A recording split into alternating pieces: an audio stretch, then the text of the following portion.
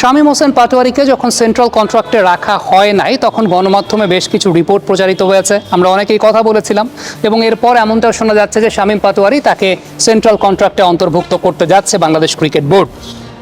সেই সঙ্গে শামীম পাটোয়ারিকে ওয়ানডে সার্কিটেও অন্তর্ভুক্ত করাটা এই মুহূর্তে আসলে অনেক বেশি মাত্রা সময়ের দাবি। আমাদের অত্যন্ত একটা গর্বের জায়গা যে আমাদের দেশেও শামীম হোসেন পাটোয়ারির মতো আনঅর্থোডক্স কাইন্ড অফ ব্যাটার তারা টপ সার্কিটে ডমিনেট করছেন। এই যে কথাটা বললাম যে আনঅর্থোডক্স কাইন্ড অফ ব্যাটার, এই আনঅর্থোডক্স কাইন্ড অফ ব্যাটার থেকে শামীম হোসেন পাটোয়ারি প্রপার ব্যাটসম্যান হয়ে উঠছেন। কেন প্রপার ব্যাটসম্যান হয়ে উঠছেন? আমি যদি আজকের দিনে শামীম পাটোয়ারির ব্যাটিংটা একটু আপনাদেরকে লক্ষ্য করে দেখাই, এত elegant cover drive Shamim Patwari করেছেন, এত elegant straight drive Shamim Patwari করেছেন, একদম যেটাকে প্রপার ক্রিকেটিং শট বলা হয়। একটু কল্পনা করে দেখুন, আজ থেকে 2 বছর আগে কি আপনি শামীম পাটোয়ারিকে এরকম এলিগেন্ট কাভার ড্রাইভ করতে দেখতেন?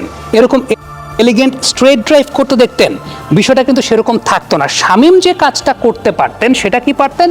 এরকম কাভার ড্রাইভের বল আসলে যেটাকে বলা হয় স্কোয়ার ড্রাইভ। স্কোয়ার ড্রাইভ বলতে স্ল্যাশ করা, মানে জাস্ট যেভাবে দেখতে পারতেন যে স্ল্যাশ করা, এটা করতেন। বাট একদম এলিগেন্ট এই কাভার ড্রাইভ, এইভাবে ফলো থ্রু, এই কাজটা কিন্তু শামীম পাটোয়ারিকে দেখা যেত না, যেটা এখন দেখা যায়। ইনফ্যাক্ট আপনি যদি চিন্তা করেন, তিনি যদি স্ট্রেটে খেলবেন, স্ট্রেটে খেলার সময় তার শট থাকতো একদম এরকম, মানে স্ল্যাশ করার মতো শট তিনি খেলতেন।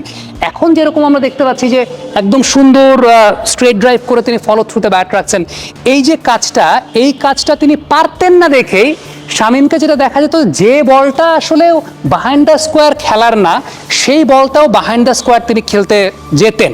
এবং শর্ট সিলেকশন নিয়ে আসলে অনেক কথা হতো যে আসলে সব বলকে আপনার এখানে এখানে পেছন দিকে খেলতে হবে। এখন ওই পেছন দিকে তিনি কেন খেলতেন? কারণ এই যে এই রেঞ্জের জায়গাগুলো শামীম পাটোয়ারির ছিল না, সেটাকে তিনি এখন ছোট্ট একটা ট্যাকটিক্যাল চেঞ্জ বা একটা টেকনিক্যাল চেঞ্জের ব্যাপারে আমরা যখন বিপিএল এ কমেন্ট্রি করছিলাম, হান্নান সরকার আমাদের সঙ্গে ছিলেন কমেন্ট্রি বক্সে।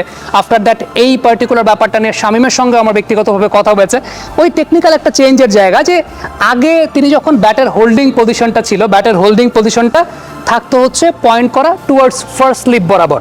এখন ব্যাটের এজটা পোর্শনটা তার পয়েন্ট করা থাকছে উইকেট কিপার বা ফাইন লেগ বরাবর। এই যে একটা ছোট্ট চেঞ্জের জায়গা শামীম তার নিজের জন্য এনেছেন, এটা তার জন্য অনেক বেনিফিশিয়াল হয়েছে। তার জন্য বেনিফিশিয়াল হয়েছে দেখে এখন প্রপার ক্রিকেটিং শটসগুলো তিনি খেলতে পারছেন। আবারও বলছি, এক এক ব্যাটসম্যানের বায়োমেকানিক্যাল সেট আপটা কিন্তু এক এক রকম। এখন এটা শামীম পাটোয়ারির জন্য কাজে লেগেছে, দ্যাট ডাজ নট মিন যে সেটা অন্য যে কোনো ব্যাটসম্যানের জন্য কাজে লাগতে পারে। এটা তার ব্যাটিং প্যাটার্ন অনুযায়ী, তার কমফোর্ট জোন অনুযায়ী তার ক্ষেত্রে এই বিষয়টা কাজে লেগেছে। এবং ফিটনেস নিয়ে কাজ করেছেন শামীম। যেটা আমাকে বলেছেন যে আগে তার ব্যাট হোল্ডিং পজিশনটা যখন এখানে ছিল, প্রবলেম যেটা হতো সেটা হচ্ছে একটু জোরে গতির বল যেগুলো আছে, একটু জোরে গতির বলের এগেনস্টে যখন তাকে ব্যাট সুইংটা করতে হচ্ছে, মানে এখানে ব্যাট যখন আছে, আফটার দ্যাট ব্যাট সুইংটা যখন এখান থেকে আনতে হচ্ছে, এই যে সময়টা ক্ষেপণ হচ্ছে, এই সময় ক্ষেপণটা এখন যখন এইখানে ব্যাটটা থাকছে, আলটিমেটলি কিন্তু এইখান থেকেই তিনি শটে যাচ্ছেন। সো ওই সময় ক্ষেপণটা তার হচ্ছে না, যেটা তার জন্য একটা বেনিফিশিয়াল ব্যাপার হয়ে দাঁড়িয়েছে। সো প্রোগ্রেসের জায়গাটা একজন ব্যাটসম্যান ডেফিনেটলি তার ক্যারিয়ারে সামনে আবার আরেকটা ফেজ আসবে, যখন এমন দেখা যেতে পারে যে এই টেকনিকে তিনি সফল হতে পারছেন না, বা তখনকার তার বায়োমেকানিক্স অনুযায়ী অন্য কোনো টেকনিক তার জন্য বেটার হলেও হতে পারে।